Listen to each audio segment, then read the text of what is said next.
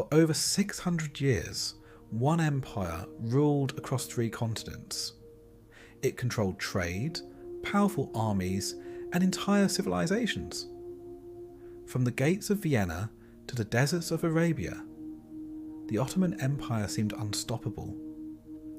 At its height, it was one of the most powerful forces the world had ever seen. But then, something changed. The same empire that once terrified Europe was suddenly being called something else. The sick man of Europe. So what happened? How did one of the most powerful empires in history collapse in just a few decades?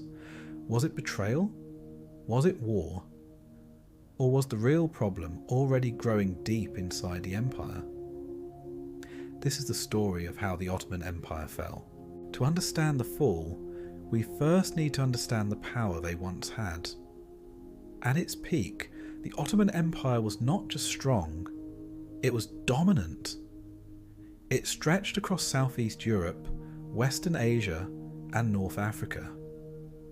This wasn't just land. It was control over some of the most important regions in the world.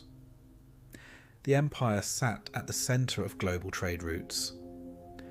Whoever controlled this region controlled wealth, and the Ottomans held that power for centuries. Their capital, Istanbul, became one of the greatest cities in the world, a place where cultures, religions, and ideas came together. But their power didn't come from trade alone. Their military was one of the most feared in history. Highly trained, highly organised, and incredibly effective. One of their greatest strengths was their ability to adapt. They adopted new technologies, new strategies, and constantly improved their armies. For a long time, no one could match them. This power reached its peak under Suleiman the Magnificent. Under his rule, the empire expanded even further. Its laws became stronger, its economy flourished, and its influence spread across continents. This was the golden age of the Ottoman Empire, a time when it seemed like nothing could ever bring it down. But history has a pattern. The bigger the empire, the harder it becomes to control. And slowly, the first cracks began to appear. But empires don't collapse overnight. They weaken slowly, often from within. At first, the changes are small, almost invisible to the people living through them.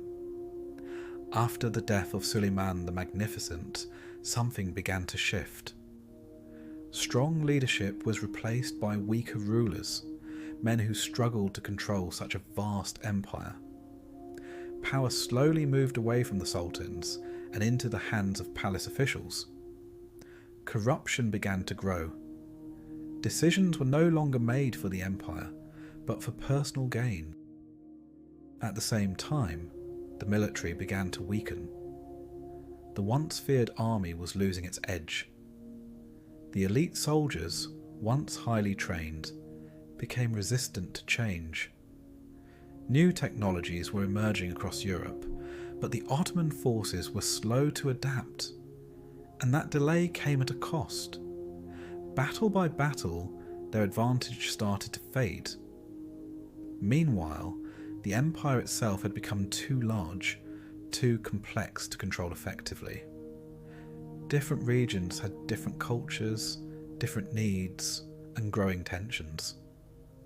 Rebellions began to rise in distant territories, small at first but increasing over time, and every rebellion weakened the empire further, draining resources and attention.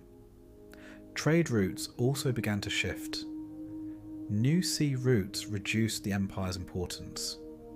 Wealth that once flowed through the empire started moving elsewhere. Slowly, the Ottoman Empire was losing its advantage, not in one moment, but over many years. From the outside, it still looked powerful, but inside the cracks were growing deeper, and soon the world would begin to notice. By the 19th century, the decline was no longer hidden. the world could see it clearly. The empire that once dominated continents was now struggling to survive. European powers began to notice the weakness, and they didn't ignore it. They saw opportunity, a chance to take control of Ottoman lands. One by one, territories began to slip away, and the empire slowly started breaking apart. Regions in the Balkans began to rebel, fighting for independence from Ottoman rule. And this time, the empire struggled to stop them. Its power was no longer what it used to be. Then came a phrase that would define its decline: the sick man of Europe. A once mighty empire was now seen as weak. The term was linked to Tsar Nicholas I, who openly questioned how long the empire could survive. And the truth was, not long without help. The empire had become dependent on foreign powers. Loans from European nations kept it alive, but also gave outsiders more control. It was no longer fully independent. Its decisions were being influenced from the outside. At the same time, new nationalist movements were rising. People wanted their own countries and identities, and the Ottoman Empire could no longer hold them together. War after war weakened it further. Each conflict took more land and more strength. The empire was still standing, but barely holding on. From the outside, it looked like decline, but in reality, it was the beginning of the end. By the early 20th century, the Ottoman Empire was already weakened, but what came next would finish it. In 1914, the world was pulled into a global conflict, a war unlike anything seen before. World War I had begun, and the Ottomans made a critical decision. They joined the Central Powers, aligning themselves with Germany. It was a risky move, one that would decide their fate. At first, they managed to resist, holding off powerful enemies. But the war dragged on, and the pressure kept building. Resources ran low, and the economy collapsed under the strain. Inside the empire, unrest was growing. People were losing faith. Then came one of the most significant blows. Arab regions began to rise against Ottoman rule. The Arab revolt, supported by outside forces, changed everything.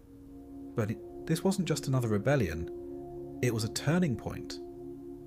The empire was now fighting enemies both outside and within, and it couldn't handle both.